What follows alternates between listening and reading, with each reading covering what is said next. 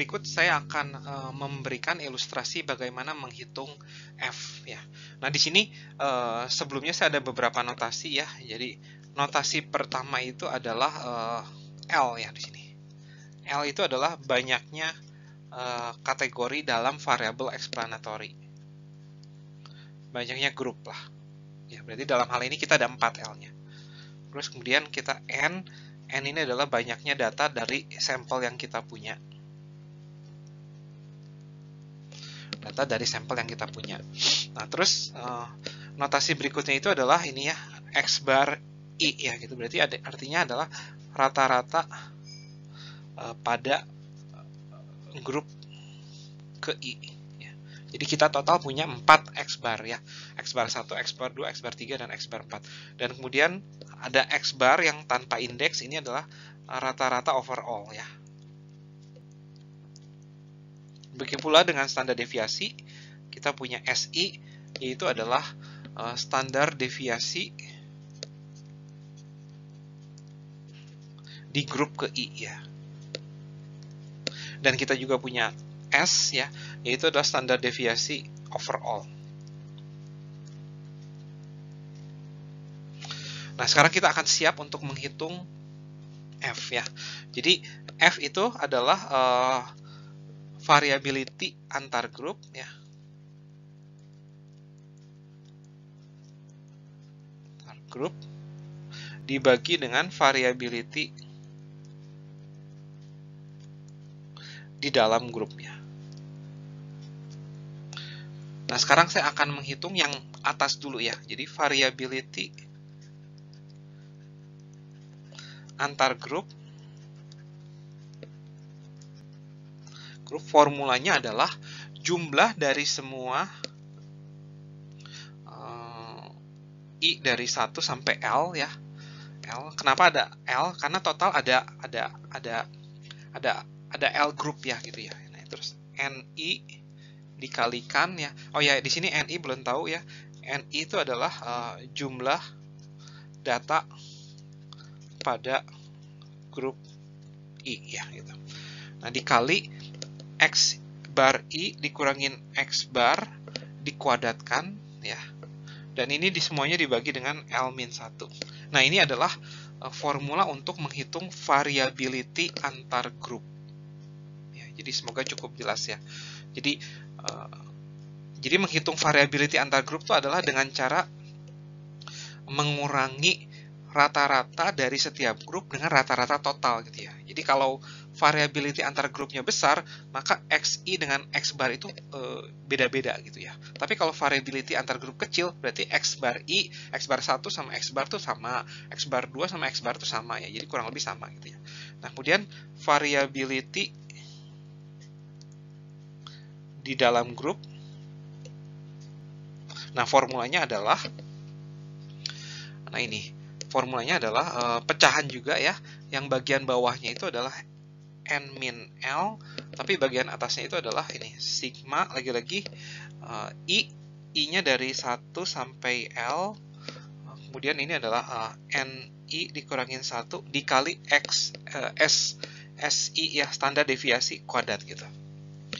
Nah, jadi untuk mengukur variability di dalam grup ya kita tinggal pakai ini SI aja nih. Jadi karena SI kan adalah standar deviasi. Standar deviasi kan sudah mengukur variability di dalam grup itu gitu. Jadi kalau S1 ya berarti variability di grup 1, S2 variability di grup 2 gitu.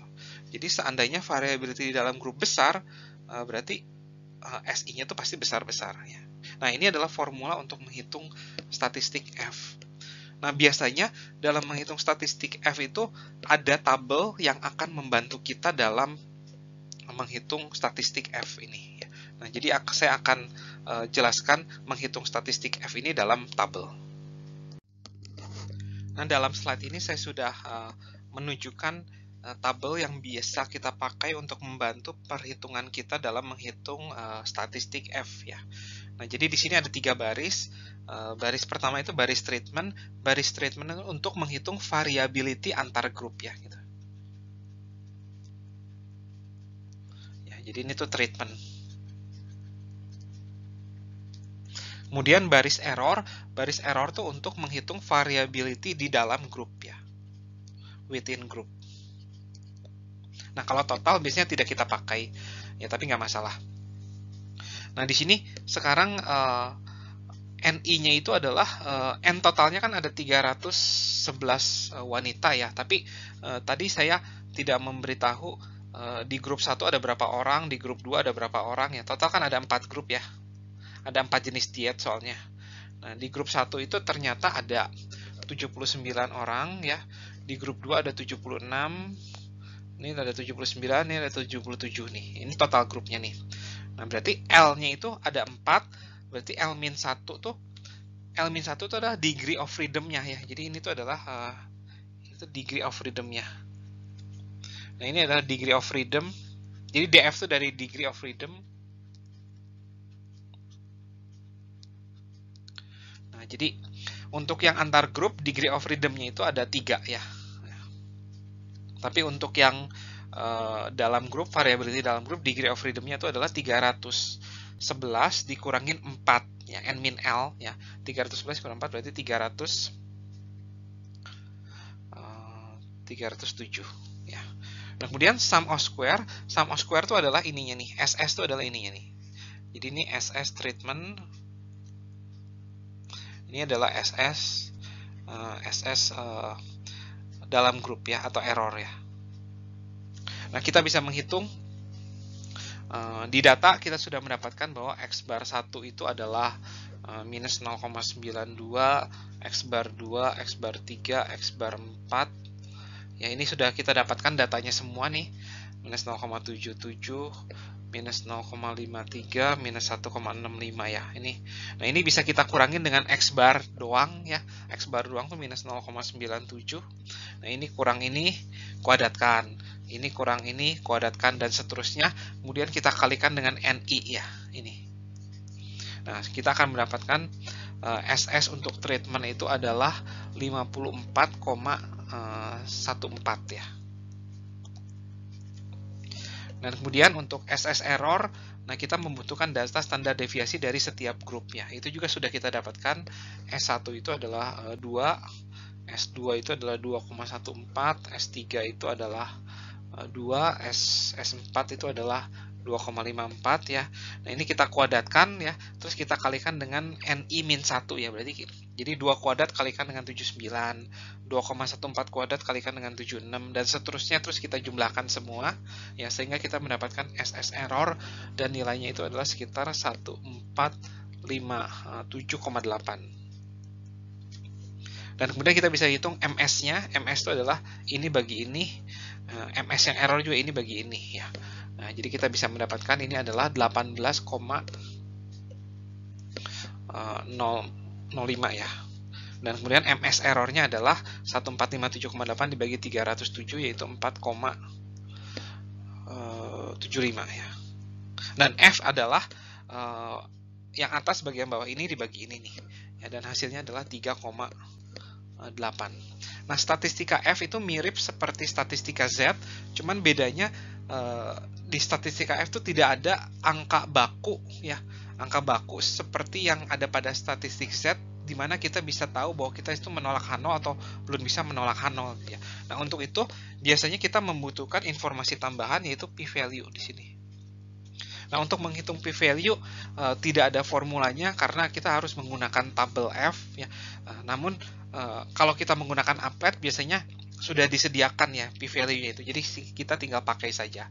Nah, jadi kita akan menggunakan applet untuk menghitung F dan p-value itu yang akan saya sajikan dalam slide berikutnya. Nah, di sini saya sudah sajikan perhitungan yang dilakukan dengan menggunakan applet ya. Ya, jadi di sini ini datanya nih ya, datanya ini grafiknya, dan ini adalah statistik yang dari setiap grup ya. Dan sebenarnya untuk menggunakan teori base applet untuk multiple mean, Anda cukup mencentang ini nih ya, ANOVA table. Nah, Anda akan mendapatkan tabel yang sama seperti yang tadi saya sudah hitung ya. Namun ini applet yang menghitung, jadi sudah kita tidak perlu capek-capek menghitung ya. Nah, di sini sudah terlihat nih ya, 3 sama seperti yang tadi kita hitung, ini 54, ini 1458. Mungkin ada perbedaan sedikit karena pembulatan ya. Dan ini F-nya sama nih 3,58 dan p-value-nya adalah 0,01 ya. Nah, terlihat bahwa p-value-nya masih kurang dari 5%, berarti H0 ditolak ya. Semoga cukup jelas ya. Jadi kenapa H0 ditolak? Karena p-value kita kurang dari 5%. Nah, di sini berarti kita bisa menyimpulkan bahwa ternyata ada asosiasi antara jenis diet dengan penurunan BMI atau body mass index gitu ya. Jadi ada diet tertentu yang lebih dominan dibandingkan diet yang lain.